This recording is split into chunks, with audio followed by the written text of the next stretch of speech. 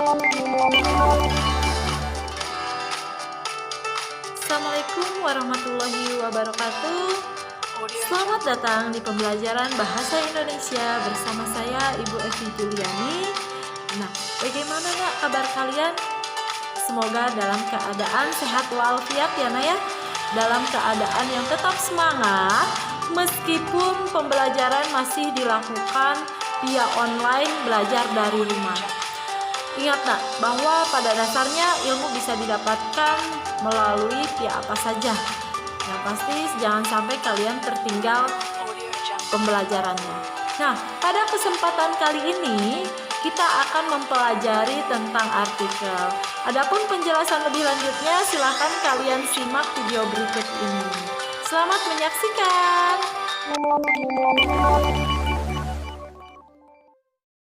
Baik, pada pertemuan ini kita akan mempelajari tentang artikel. Apakah sebelumnya kalian pernah mendengar kata artikel? Ya, pasti sudah pernah. Oke, di sini apakah kalian sudah paham dengan apa itu yang dimaksud dengan artikel? Mungkin sebagian besar sudah ada yang tahu, ada juga yang belum. Nah, lebih lanjutnya silahkan kalian simak. Pada slide pertama ini ada yang namanya pengertian dari KBBI. Artikel merupakan karya tulis lengkap, misalnya laporan berita atau esai dalam majalah, surat kabar, dan sebagainya. Itu menurut KBBI. Sedangkan artikel menurut jenis tulisan yang berisi pendapat, gagasan, pikiran, atau kritik terhadap persoalan yang berkembang di masyarakat. Biasanya ditulis dengan bahasa yang ilmiah populer. Intinya, artikel opini adalah tulisan yang berisi pendapat penulis tentang data, fakta, fenomena, atau kejadian tertentu dengan maksud dimuat di surat kabar atau di majalah. Jadi intinya pemikiran seseorang yang akan dimuat di surat kabar atau di majalah. Itulah artikel. Nah, selanjutnya ada informasi apa saja yang ada di dalam artikel. Biasanya akan disusun dengan fakta opini. Kalian sudah tidak asing mendengar kata fakta opini karena waktu SMP juga sudah mempelajari ya, Naya. Udah paham banget kalian pasti Ibu jamin itu.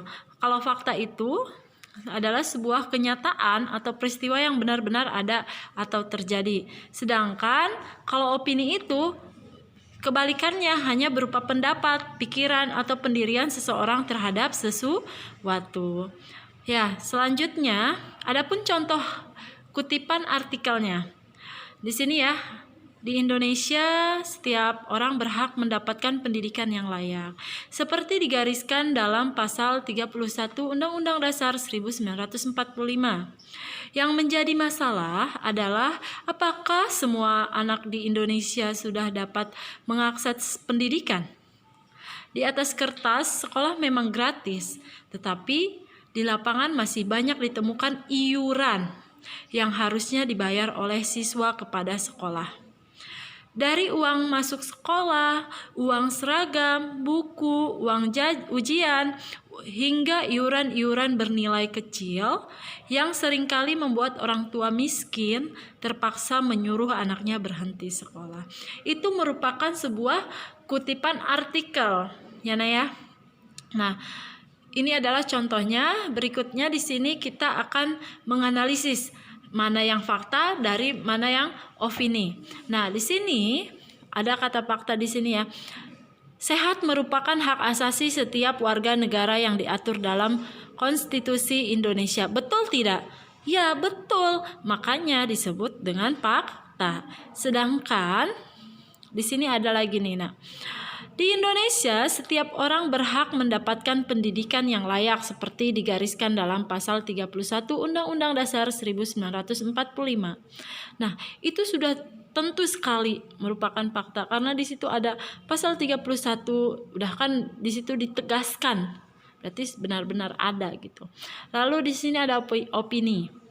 Tidak hanya sebagai hak, sehat menjadi kewajiban negara karena sejatinya komponen tersebut merupakan investasi penting bagi suatu bangsa. Rakyat yang sehat bukan hanya secara fisik, melainkan juga secara mental, sehat dalam pergaulan sosial, dan tak lepas dari pembinaan aspek spiritual. Kalau ini sih lebih ke pendapat ya, hanya sebuah pemikiran seseorang. Lalu ada juga di sini contoh opini yang kedua, yang menjadi masalah adalah apakah semua anak di Indonesia sudah dapat mengakses pendidikan. Nah, ini yang tadi yang Ibu baca contoh artikel yang tadi ya. Ini hanya sebuah pemikiran seseorang. Berikutnya, ada hal-hal yang harus kalian perhatikan ketika menyusun artikel. Nantinya kalian akan membuat sebuah artikel. Oleh karena itu kalian harus paham dulu nih, apa struktur yang membangun artikel tersebut. Di sini yang pertama adalah pernyataan pendapat atau disebut dengan tesis. Biasanya itu disebut dengan topik yang akan dikemukakan. Kalian ditulis di awalnya itu topik yang akan dikemukakan apa. Lalu argumentasi. Nah, argumentasi ini berkaitan dengan apa yang kalian pikirkan mengenai suatu hal, isinya. Lalu di sini kalian yang ketiga pernyataan ulang pendapat. Nah, pernyataan pendapat ini kalian harus menegaskan kembali pendapat-pendapat yang telah kalian ungkapkan, gitu. Penegasan jadinya ya, Nah ya. Lalu argumentasi di sini berkaitan dengan apa yang kalian nantinya ungkapkan. Sebuah pemikiran itu harus didukung oleh data aktual, karena artikel opini pada umumnya bersifat aktual yang berisi analisis subjektif terhadap suatu permasalahan. Adapun di sini penggunaan bahasanya harus bersifat ilmiah populer, berbeda dengan bahasa ilmiah pada umumnya. Lalu gunakan bahasa yang komunikatif, tidak bertele-tele, dan ringkas penyajiannya. Berikutnya, menyusun opini dalam bentuk paragraf. Jadi nanti kalian juga harus menyusun yang namanya pemikiran kalian itu dalam bentuk paragraf. Ini caranya. Menggunakan kutipan kata-kata seseorang, biasanya menggunakan tanda petik 2, ya. Yang kedua, menggunakan sudut pandang penulis dalam bentuk penafsiran terhadap fakta. Yang ketiga, menggunakan kata yang tidak pasti. Kata tidak pasti itu mungkin, contohnya ya, rasanya, dan lain-lain. Berikutnya, menggunakan kata yang bertujuan menyampaikan sesuatu. Biasanya sebaiknya, saran, pendapat, dan lain-lain. Berikutnya, di sini ada contoh opini bentuk paragraf. Silakan kalian baca. Oke, ini contoh opini dalam sebuah paragraf. Lalu ada menyusun fakta dalam bentuk artikel. Jadi kalian harus paham dulu nih, ciri-ciri fakta itu seperti apa. Yang pertama merupakan suatu kebenaran umum. Yang kedua menyertakan bukti berupa data-data yang akurat. Yang ketiga mengungkapkan peristiwa yang benar-benar terjadi. Berikut contoh kalimat fakta. Dalam sebuah fakta ya. Peristiwa itu terjadi pada tanggal 11 November 1945.